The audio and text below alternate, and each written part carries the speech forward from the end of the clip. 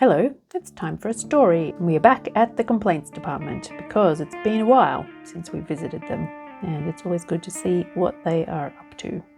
So take a moment to get comfortable, and while you're doing that, I will tell you this podcast and all of these stories are supported by patrons. So if you like them and you would like to offer something back and become a patron too, that would make me extremely happy, and you can do that on patreon.com/can I tell you a story, and you will receive bonus stories. I think there are 16 or 17 of them already waiting there for you, and a new one every 4 weeks, and more things which you can read about on the site. Now, I hope you are very, very comfortable because it's time for the story. In the complaints department office, Sadie leans on the corner of Ewan's desk and watches the frown pulling creases between his eyebrows as he unfolds another complaint and writes the details in the ledger on the table in front of him. He looks like a man trying to focus on a snowflake in an avalanche. "We're going to need someone to help with all this," says Simone, watching Sadie watch Ewan. "Or a better system. There's only one of him." "And only 3 of us," says Silas, the third of the 3 field officers tasked with resolving the complaints carpeting the floor knee-deep. "Any complaints from anyone wishing they had more paperwork?" says Simone. The late afternoon sun angling through the window makes her short silver curls glow like a halo. There's a faint pop, and another complaint materializes out of thin air and falls to the carpet of complaints covering the floor. Sadie picks up the silver junior manager sign from Ewan's desk and swings it like a sword. "Ewan," she says, "if you're the junior manager, where's the senior version? Do we even have a senior manager?" "Oh, yes, Nicholas. I get the occasional memo." "Huh, I never knew. Did you?" Sadie points the sign at Simone. "Maybe," says Simone. "The name sounds familiar. I might have known once. Good question, though. Shouldn't this mess be a senior management problem?" "Delegated it to me," says Ewan, not looking up from the ledger. "What's keeping this Nicholas so busy that half of us never even knew we had a Nicholas? Silas, did you know there was a senior Nicholas?" Sadie swings the sign to point at Silas. Silas says nothing, the kind of nothing that says he heard the question and doesn't want to answer it. The silence stretches, and no one fills it, too familiar with Silas to let him get away with evasion. "I'm aware, yes," he says, giving in. "What's he like, then? What's he doing?" What are those drawings?" says Silas, trying distraction instead. Sadie narrows her eyes at him in a way that says this conversation is not over, and picks up the first picture from the stack sitting next to her on Ewan's desk. "Complaints, of a sort," says Ewan, looking up and taking a cross-eyed moment to refocus his gaze on Silas.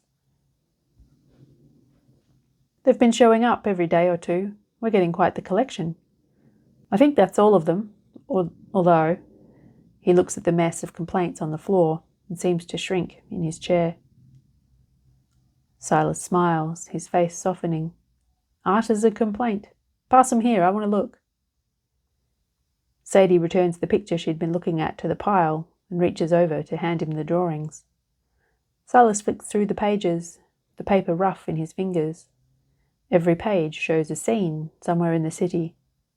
Within each scene, there's an anonymous figure on the periphery, watching life happen to other people. A figure standing at a cafe window looking in. Inside, there's a parrot on a stand beside the coffee machine. A man in an apron makes coffee, smiling at the woman he's making it for. A figure lost alone in a lunchtime crowd, just visible amongst people grouped in 2s and 3s, people on phones, people sharing sandwiches, people intent on being somewhere else. In the foreground, a man in a white shirt and neat black trousers feeds pigeons from a plastic takeaway container. A figure sitting on a park bench with a crow perched on the seat back beside them, watching children climb on the rim of a fountain. A parent hovers, looking worried they'll fall in. A figure waiting at a bus stop, alone with a crowd of strangers who also wait. "What's the complaint?" says Silas, still looking through the pages. None of them are signed.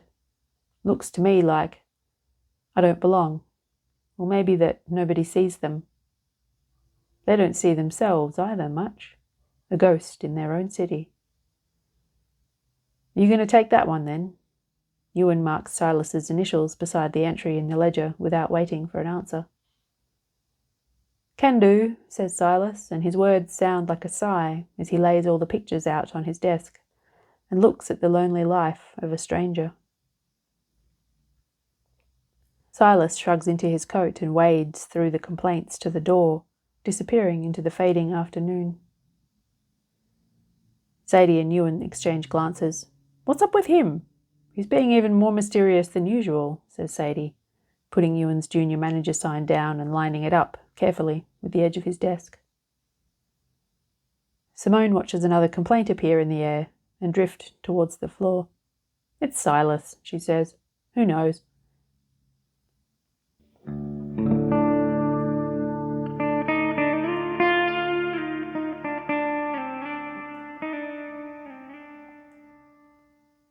Silas sits in the park, watching the fountain as the afternoon gives way to evening and everything is blanketed with heavy dew.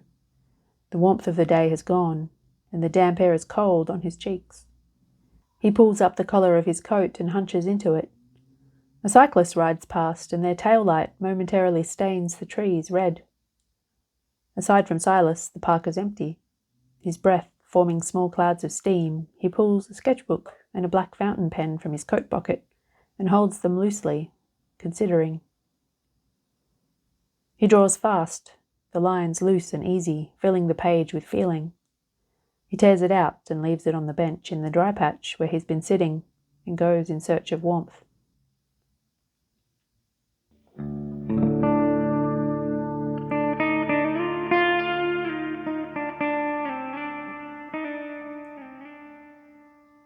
When Mia finds the drawing, the few stars that manage to push their glow through the city's light pollution are out, and the park is a nighttime creature, darker than the rest of the city, but for the puddles of light strewn across the ground by lamps lighting the paths. Mia often walks the city at night. She belongs in that darkness, anonymous, unseen. Hands muffled in woolen gloves, Mia carries the drawing to a puddle of light and stares at it. It's almost the same as the one she'd posted in the letterbox she found in one of the city's alleyways, by a sign that said Complaints Department in white writing on black. She doesn't know what made her post that first drawing, or what made her keep going back, but it started to feel like a conversation with the city, and she liked how it felt to be talking in pictures to something other than herself. So many of her conversations are one-sided that she never thought that perhaps the city would talk back. The new drawing shows the same view as her own drawing, but without the children, the hovering parents, the bird. Mia holds it in both hands like she's receiving a prayer. There are two figures on the bench. Unlike the anonymous figure of her own drawings that could be anyone, these figures are detailed enough to be recognizable. One of them is a man in a long dark coat with the collar turned up. His face is turned so that only a fraction of his profile is visible, but she can tell that he's not quite smiling. The other figure is Mia herself, and her mind empties itself with the shock of it. She never draws herself in, never gives herself a place in the city. Somebody sees me, she thinks. The drawing isn't signed. Mia looks around the park, but the shadows are all empty. She puts the drawing carefully into her coat pocket and doesn't know what to do next.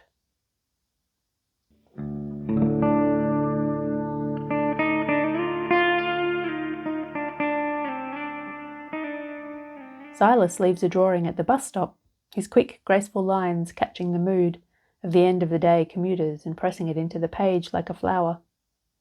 By the time Mia finds it on the ground, it's dusted with footprints, and Silas is long gone. Mia wipes at the city dirt ground into the drawing with a napkin she saved from the brownie she ate for breakfast and feels sad for the picture. It's easier to find empathy for objects than for people. People have choices. They can choose to move away, but the drawing didn't get a say in the feet walking over it. Once again, the view is the same, but different from the drawing she posted through the complaints department letterbox one mundane grey morning. In this drawing, a woman in a wheelchair waits at the front of the stop where the driver can see her and help her aboard. 2 teenage girls share one set of headphones. Mia looks up, glances around for the man in the long dark coat. None of the men she sees look like the one in the drawing, standing next to her at the bus stop, companionable strangers, waiting. She puts the drawing in her coat pocket with the first one and frowns at the ground as she waits for the bus to arrive. She doesn't remember ever having felt understood until now, and, confused, she can't make it make sense.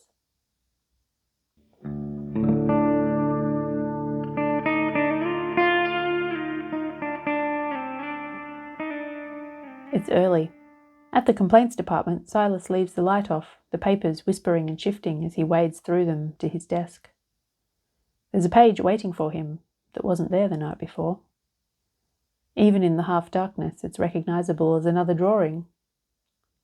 He sits with a sigh, swings his feet up onto the table and leans back in his chair, studying the image. A figure stands at the top of a tall building looking out over the city. The sky is high and large. His gaze snags on the bottom right corner. Something is different. This picture is signed with small block letters that spell out a name. Mia. Silas smiles. By the time Sadie arrives, there's a perfect sunbeam through the office window, lighting up Silas's hands as he draws. "You're early," Sadie says to him. "If I'd known you were here, I would have brought you a coffee." Says Silas, bent over his drawing. "That would have been nice. There is something you could do for me, though." "Oh?" says Sadie. "The woman who draws. Could you make sure she gets this?" Silas holds out the drawing, colours made bright by the sunbeam. "Happy to," says Sadie, and her smile is sunshine too.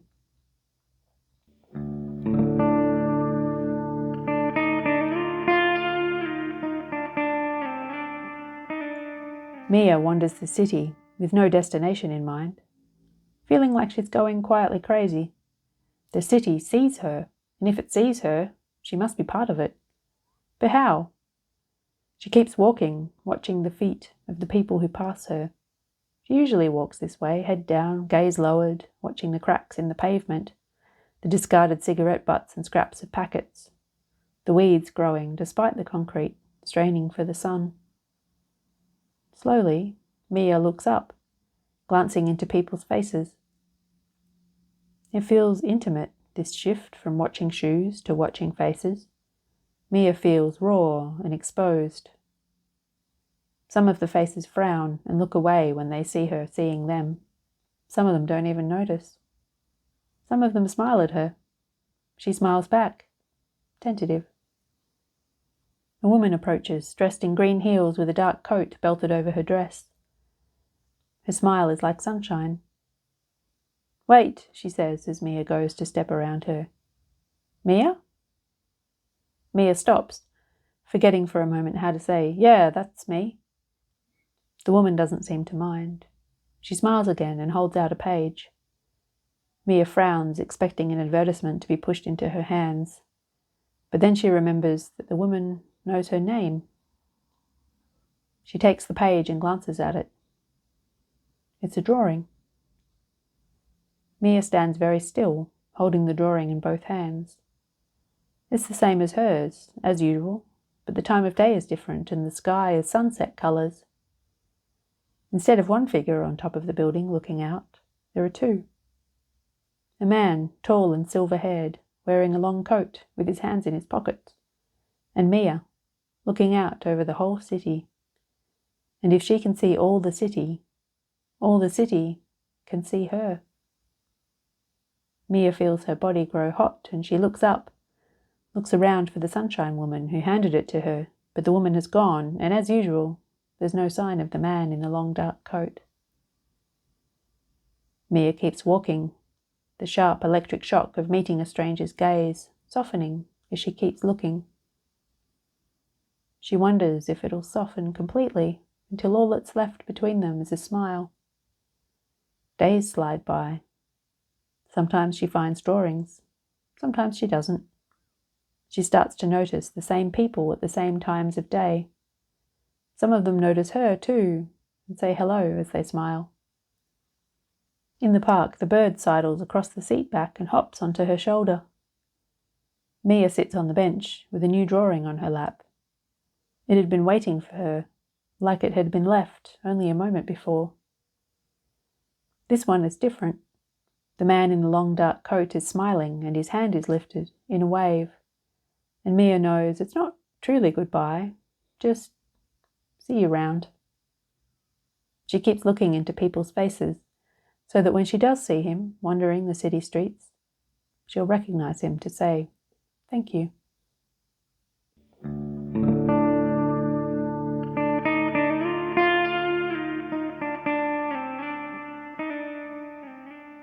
Sadie looks up as Silas comes back into the office, the tip of his nose and cheeks red.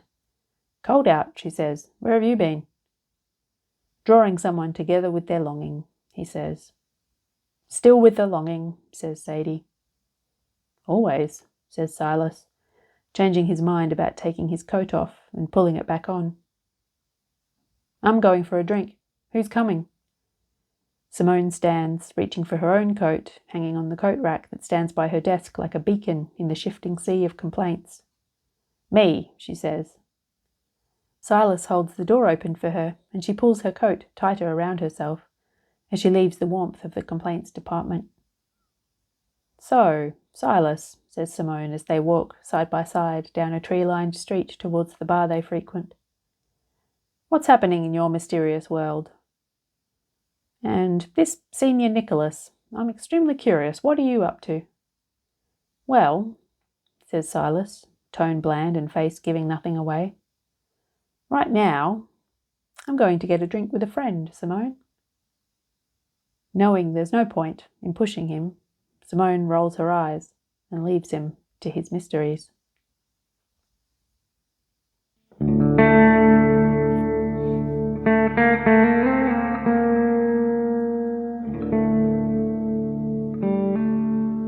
Thanks for listening. I hope that you enjoyed the story, and if you did, and you'd like more stories, perhaps you would like to become a patron. There are many more stories waiting for you at patreon.com/Can I Tell You a Story. Until next time, if you are somebody who has a complaint about not having enough paperwork to do, I'll put you in touch with the complaints department. Perhaps they have a job for you.